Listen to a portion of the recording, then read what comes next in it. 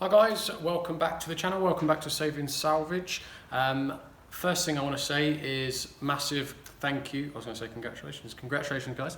No, massive thank you to everyone. Finally got to the 1,000 subscriber mark the other day. To be honest, didn't really expect anything to come of this. It was just a few videos I thought I'd put together because I like doing this as a hobby anyway, so I thought I'd just try and video document the process as well. And yeah, basically I didn't expect people to enjoy the videos so much, so massive thank you to all you guys. Obviously I wouldn't be able to have done it without you. Yes, I do still have a full-time job, so it is very difficult to try and get the basic time to go into the workshop and do the video for you guys. So that's unfortunately why my videos aren't very regular. I am trying to sort that, but I mean one day hopefully, who knows, I might be able to do this full-time. That would be I suppose the main goal, and that'd be epic. So I just want to say again, thank you to all you guys for watching and subscribing. It's great to know that people enjoy watching these videos. So anyway, that's enough of that. Today's video, we are going to be going for a full service on the Audi S4. We're going to go for engine oil change, spark plugs, not an air filter today because we're going to put an aftermarket air filter in it, but DSG oil and filter change, pollen filter change, and that's it for the moment. And then we're also going to completely clean all the engine bay because that is filthy, and we're going to fit the rear two alloys that I haven't fitted yet, and also a Scorpion exhaust system. So as always guys, if you do enjoy these videos, please do comment in the box below with any suggestions you have, and also please do subscribe if you haven't already, and also check out my Instagram page for just a bit of a heads up on when videos are going to be dropped, and etc, stuff like that. So right, so let's get on with servicing this S4. Right, so as I've just said, today we are going to be giving the S4 near enough a full service. The only thing I'm not going to be doing today is the air filter, because I do plan on fitting a upgraded filter in there anyway, so I'm going to leave that for the moment. And I'm not going to do the pollen filter either, because that can be done at the end. So today we're going to be concentrating on oil filter, spark plugs, engine oil. We've already had a new coolant in. We're going to be doing a gearbox oil and filter change as well, and also this. Had it about 3 weeks now. Haven't even opened the box to see if everything's right. This is a second-hand system. I think it's only about 6 or 7 months old from memory from the ad, but it's a Scorpion catback. We're fitting that as well, and hopefully we'll also be fitting the other two upgraded alloys as well. When we start with servicing the car, you always, if the oil filter's at the top, always undo the oil filter and take the filter out before you drain the oil from the sump, because there will be a lot of oil in the oil filter housing. So if you don't undo this oil filter first, the oil will stay in the housing. So you must undo this first, let all the oil drip back into the sump, and then remove the sump bung, and then all the oil will fully come out of the system. Otherwise you'll get a good 500 ml-ish left in that oil filter housing if you don't undo it first.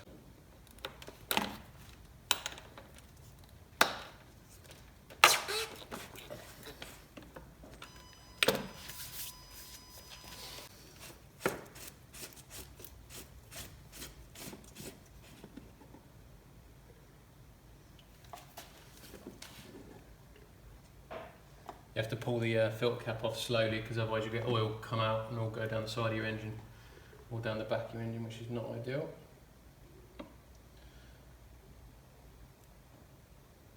Well, the good news is the oil filter doesn't look too bad a condition, which means it hasn't been long since its last service, which is a result. Obviously, if you remember, because obviously I bought this from auction, I didn't have any service history or anything, so I actually don't know when this was last serviced. All I can tell you is it was last serviced at Volkswagen about 30,000 miles ago. So I bought it assuming it hadn't had a service for 30,000 miles, but I don't know if you can tell there, that oil filter isn't that, it's not that black. It's got like a brown tinge to it, which usually means it's not been long since it was last serviced, so that's good. Next thing to do is make sure your new filter is the same as your old filter. Once you've done that, you can click back on it. They usually click in so they don't come out. And then, to be fair, you can refit the filter. It's absolutely fine to do that. Once all the oil's drained out, which it has, and you can just fit the new filter.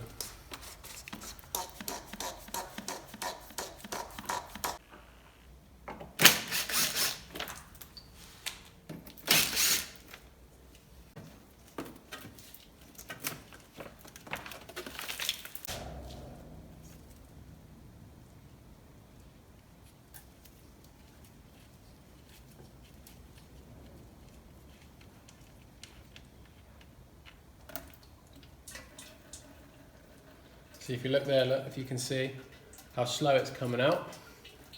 As soon as I release the air into the gearbox from the filling up bung, watch that change. There you go, look. Look how much quicker that's coming out now. Right, as you can see, it's just started dripping, so my eyes, it's empty of oil.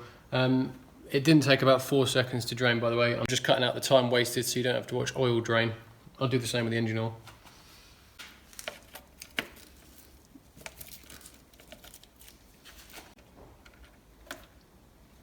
Right, so time to refill the transmission. So, as we said before, look, there is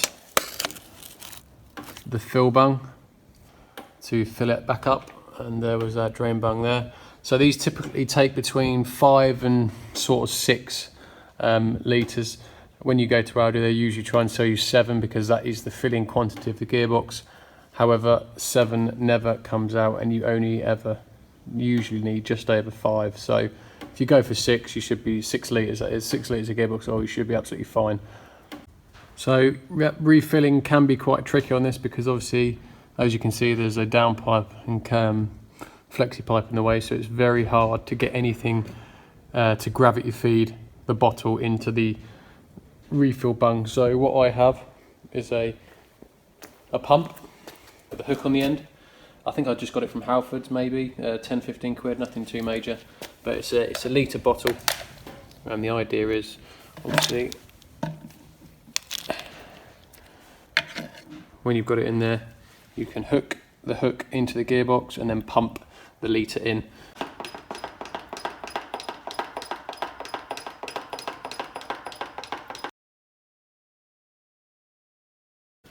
Right, so back on the ground, I only managed to get 4 litres of oil in before it started pouring out of the refill plug, which means it's time to stop filling it up. Which means it's time to stop filling it up, obviously. So you screw the plug back in, and that is it for now. We'll lower it back down on the ground because what we've got to do is to check the oil properly. We need to run the engine and get the gearbox up to around about 40 degrees temperature, which we can check using VAGCOM. Once it's at 40 degrees, you leave the car running, you put it back up in the air, you unscrew the plug, and you should be able to get usually between 200 ml and 500 ml more oil back in. And once it starts running out again, that is when you close it off and torque it up, and then that's the gearbox oil service complete. And then we've got to change the oil filter in the gearbox. I forgot that bit. Not complete. So for now, we'll just crack on with the other stuff, obviously to get the engine running, so we need to do the spark plugs and top up the engine oil, because we've already done the oil filter. So, because it's easier to do, so what I'm going to do is remove the airbox.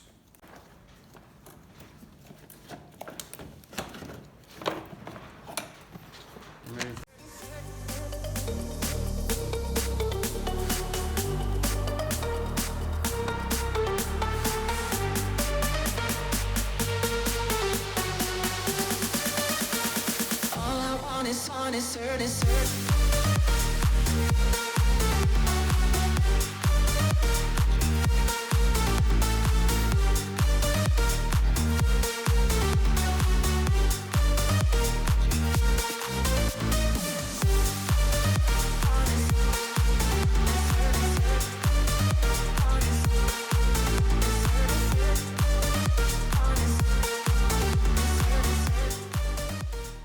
Right, so that's all the spark plugs now done. 3 done there, 3 done this side. Remove the airbox to gain access to this bank, and then just remove the coolant header tank just slightly, just out of the way, so we can get access to this bank. So all simple enough, all done. So now we are going to fill up the engine oil. Just at 6.4 litres I've got in my head. I can't remember, so if I just tilt the camera, you can just twist it around a little bit. You can see here, this little thing here is the oil filter for the gearbox.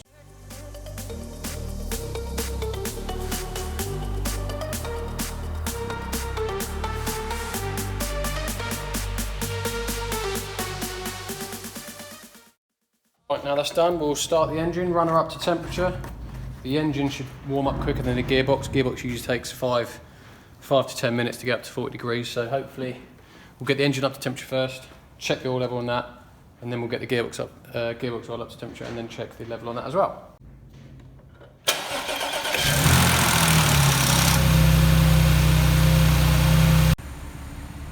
Right, so as you can see, engine and oil level okay, so that's all good. And after about 10 minutes, we finally got it up to, it's on 39, but by the time we get it in the air, it'll be on 40. Just got it out of the workshop. And now the gearbox has got the correct amount of fluid in and the engine oil is correct and it's just been serviced. We'll take her for a first little drive, not on the road yet, we'll just go up and down the drive.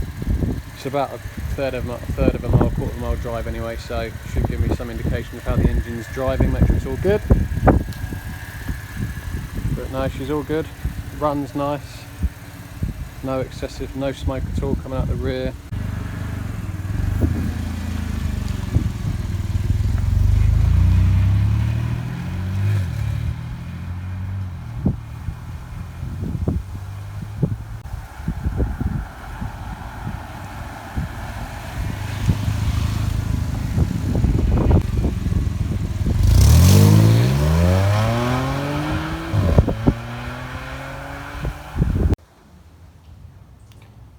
So just got back in the workshop, just been for a little drive up the drive. No, that's all good. Went up there probably 5 or 6 times. It's all absolutely fine. Gearbox is good, engine good, pulls well. I don't think it's been remapped. It feels pretty standard to me, so that's good. No, all good. The only thing that was very annoying was where the centre clamp on the catback is completely knackered. It's just a bit throaty there because it's letting gas out and the clamps jiggling around, so it just sounded annoying. So luckily, with a Scorpion catback non-valved, because these aren't valved, resonated exhaust,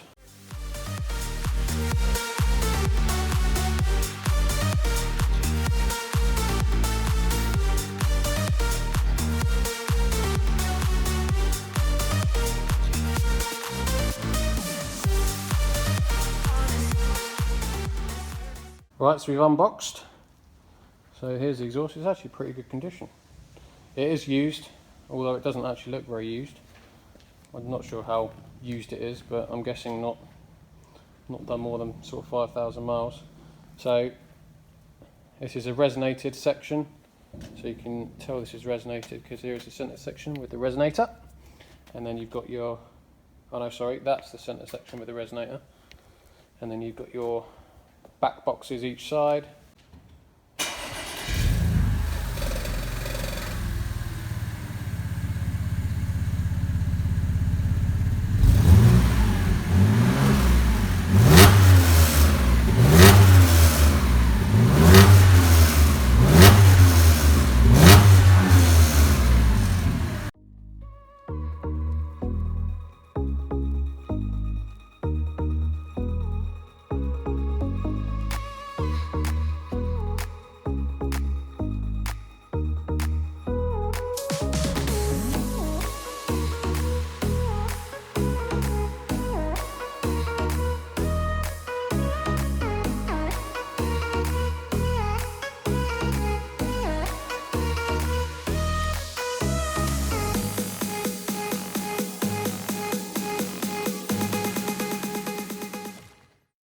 So there we go, all fitted, look, still in the air.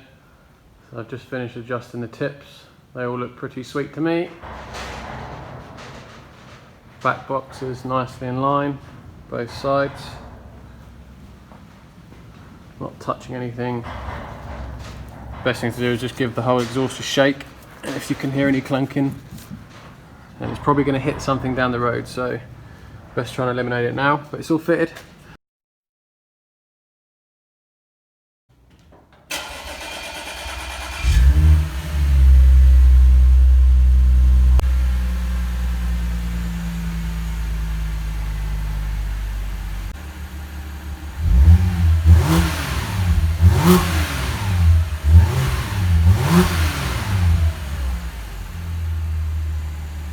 Okay, not going to lie, can't really tell much difference, apart from it a lot more dronier on initial startup. but when I was just revving it then, I couldn't really tell much difference to the normal system, to be honest. I suppose we'll just give it a little blip down the road, see if it's any different under load.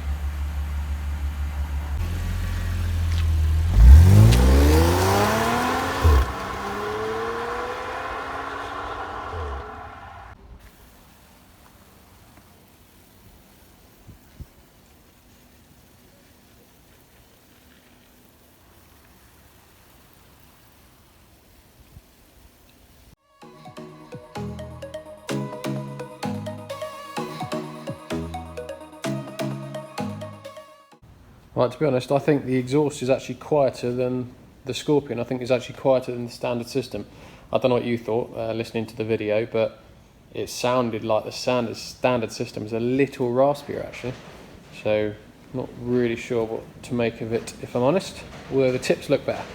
Right, I brought the car back inside because it's quite windy outside and you won't be able to hear my voice very well. So, that is the S4 97% done.